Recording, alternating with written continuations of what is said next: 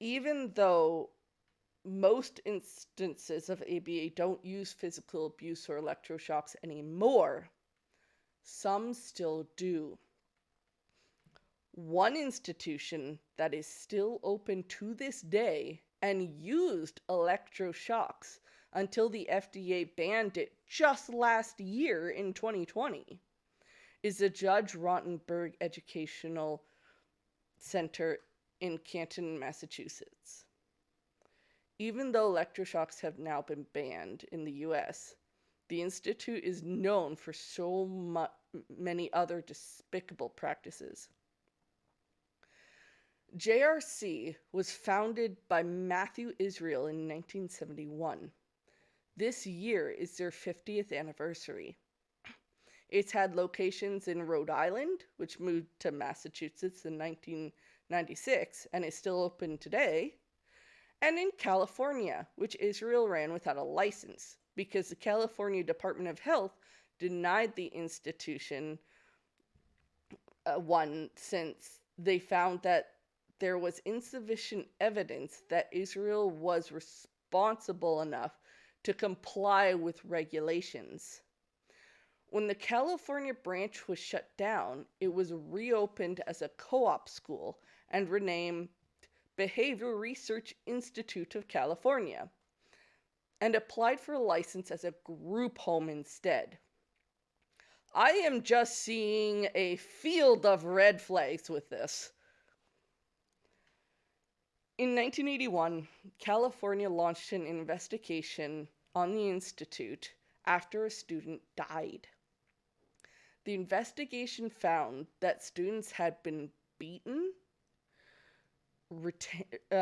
restrained, humiliated, and that they had extreme bruising that the staff had been trained to conceal from family and doctors.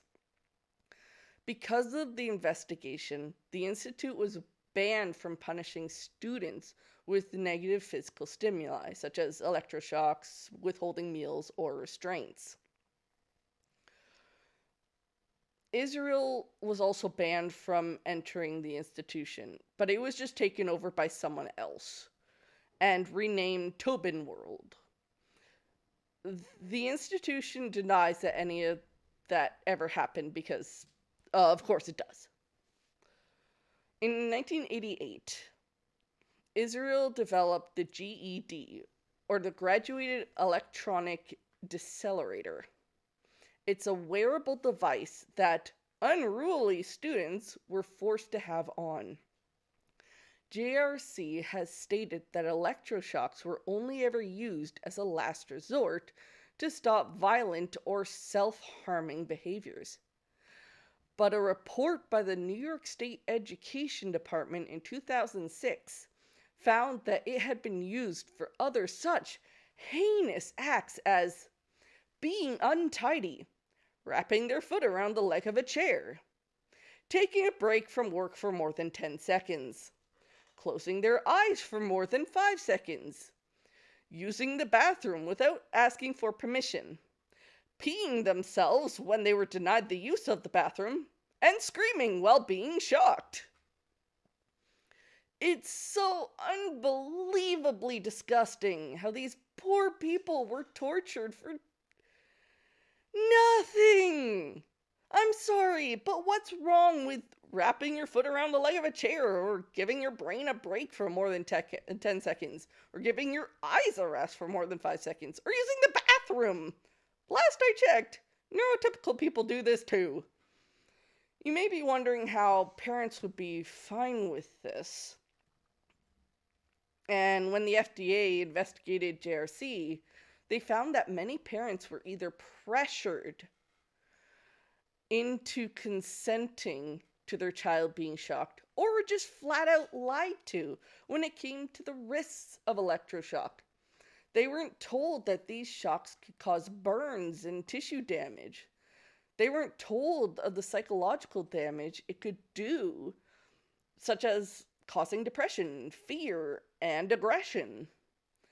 And as for the staff, one former teacher's assistant that worked there said that the staff were supposed to use shocks no matter what the student had done. They were constantly monitored by cameras and worried that if they didn't comply with the higher ups, they'd be fired. This TA explained that students had to wear the GEDs all the time, even when they slept. They'd be shocked awake in the middle of the night and then would be shocked if they couldn't stay awake during the day. One former student who had been shocked awake at night stated, "It was not explained to me why I got this shock. I was terrified and angry. I kept asking why, and they kept telling me, no talking out." After this incident, I really stopped sleeping. Every time I closed my eyes, they would jump open, anticipating that jolt somewhere in my body. I'm honestly glad that the FDA has finally banned electroshocks, but it is so incredibly overdue. It's done so much damage. However, even with the GED, without the GED, the institution is still open and can continue to do damage. So far, there have been 5 deaths because of JRC. Danny Oswald was 14 and died while being restrained face down on a bed. Vincent Militich was 22 and died of asphyxiation and an epileptic seizure while being restrained. Abigail Gibson was 29 and after many physical punishments died of a heart attack. Linda Cornelison was 19 and died due to a gastric perforation, basically a hole in her intestinal tract. Her cries of pain were interpreted as her acting out, and she was subjected to 56 physical punishments before an ambulance was called. She died in the hospital. Silverio Gonzalez was 16 and died after fleeing the institution. Out of desperation to escape JRC, he jumped from a transport truck and suffered a fatal head injury. To anyone that says that ABA isn't physically dangerous anymore, tell them about the Judge Rotenberg Educational Centre.